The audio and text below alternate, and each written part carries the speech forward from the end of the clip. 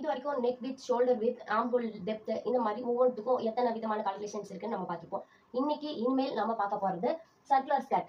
இன்னைக்கு நம்ம circular ஸ்கர்ட்டோட episode 1 பார்க்க போறோம். சர்க்குலர் ஸ்கர்ட் ஆல்ரெடி நார்மலா ஒரு குட்டி குட்டி ஃபார்முலாஸ்ல தான் ரன் ஆகிட்டு இருக்கு. இதுல நம்ம ஃபர்ஸ்ட் சர்க்குலர் பத்தி தெரிஞ்சுப்போம். சர்க்கிள் அப்படின்னாக்கா இதுல இந்த எஜ் டு அந்த எஜ் வரது வந்து டயாமீட்டர்னு சொல்லுவோம், அதாவது விட்டம்.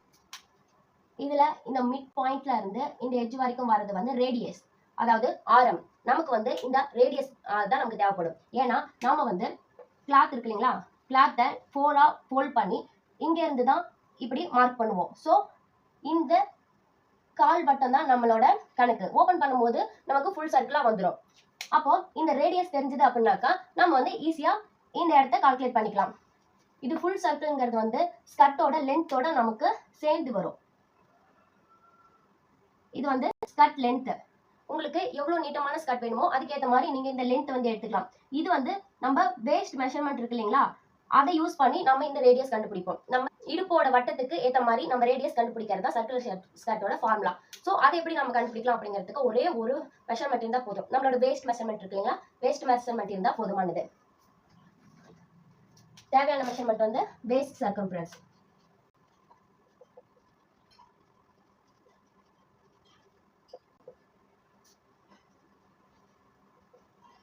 என்னோட வேஸ்ட் சர்க்கம்ஃபரன்ஸ் வந்து 30 இன்ச். அதுல இருந்து நம்ம எப்படி கால்குலேஷன் போடலாம், இன்னைக்கு நம்ம என்ன இந்த எபிசோட் 1ல நம்ம என்ன கால்குலேஷன் போடுறோம்னு பார்க்கலாமா?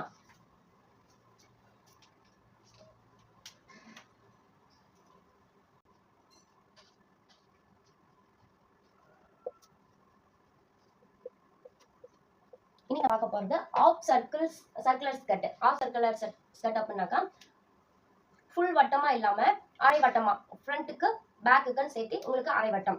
இதுக்கான ஃபார்முலா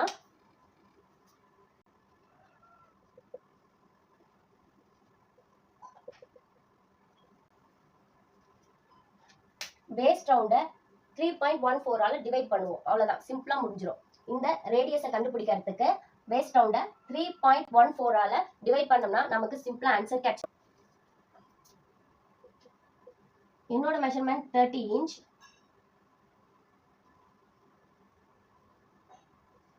அது 3.14 ஆல டிவைட் பண்ணோம் அப்படின்னாக்கா 9.55 வரும்.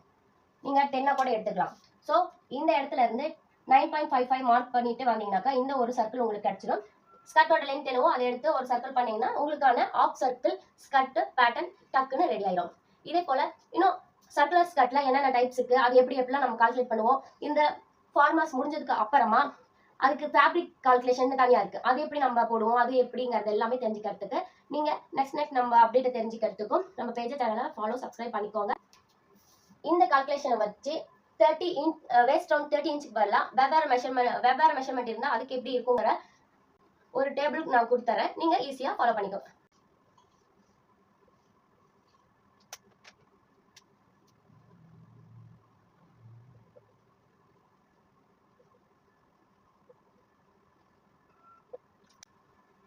இப்போ நம்ம வந்து ரேடியஸ் கண்டுபிடிக்கிறதுக்கான ஃபார்முலா பார்த்துட்டோம்.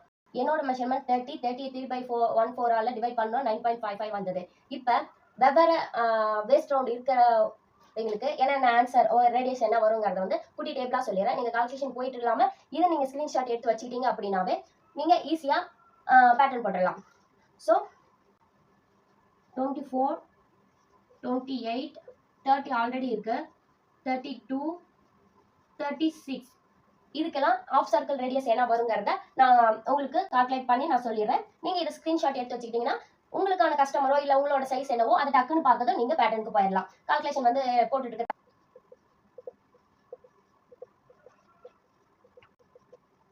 ஒன்றும் இல்லை, இருந்தாலும் கால்குலேஷன் போறதுக்கு பதிலாக இந்த மாதிரி மெஷர்மெண்ட்ஸ் நீங்க எழுதி வச்சுக்கிட்டீங்க அப்படின்னாக்கா டக்குன்னு போடுறதுக்கு ஈஸியா இருக்கும். அதனால தான் இந்த டேபிளும் நான் உங்களுக்கு கொடுத்தேன். ஸ்கிரீன்ஷாட் எடுத்துக்கோங்க, உங்களுக்கு எப்பயினாலும் யூஸ் ஆகும். ஓகே.